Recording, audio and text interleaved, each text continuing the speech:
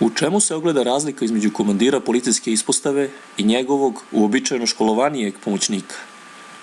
Dok se prvi bavi kolekcionarstvom papira i šoljica za kafu različitih veličina, ovaj drugi uglavnom radi na raščišćavanju i uređenju radnog prostora.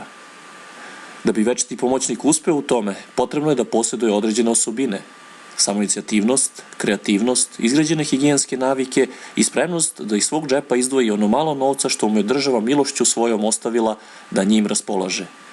Dakle, sve ono što komandiru nedostaje. A i šta ćemo išta drugo osim poslušnosti koje je danas jedino na ceni? Njene prednosti su višestruke za sve one koji joj se povinuju. Od slobode da sebe predstavljaš za ono što zapravo nisi, do toga da bivaš zaštićen od strane nadležnih za zloupotrebe koje vršiš.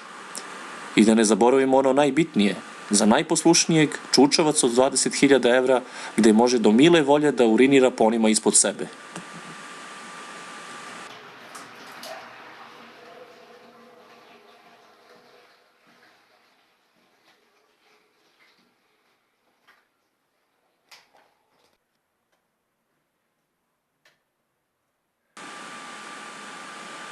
Uzalud sva ona uputstva o upotrebi toaleta. Pravila treba prilagoditi novim okolnostima. Vršenje nužde sada predstavlja izazov i zahteva posebne akrobatske veštine ukoliko ne želite da vas onaj odozgo zapljusne.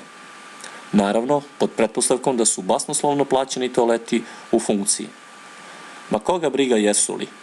Gledanje kroz rupu postaje omiljena slobodna aktivnost zaposlenih i prilika da duh voajerizma nadjača klasičan način poltronizma. No, ne budimo pesimisti. Postoji pozitivne strane svega ovoga. Prvenstveno, primetno je znatno smanjenje upotrebe novina nakon nužde. Sada iste služe za pokrivanje glave onda kada kišobran nije pri ruci. Što bi rekli, došlo nam je iz D u G. Bilo je i krajnje vreme.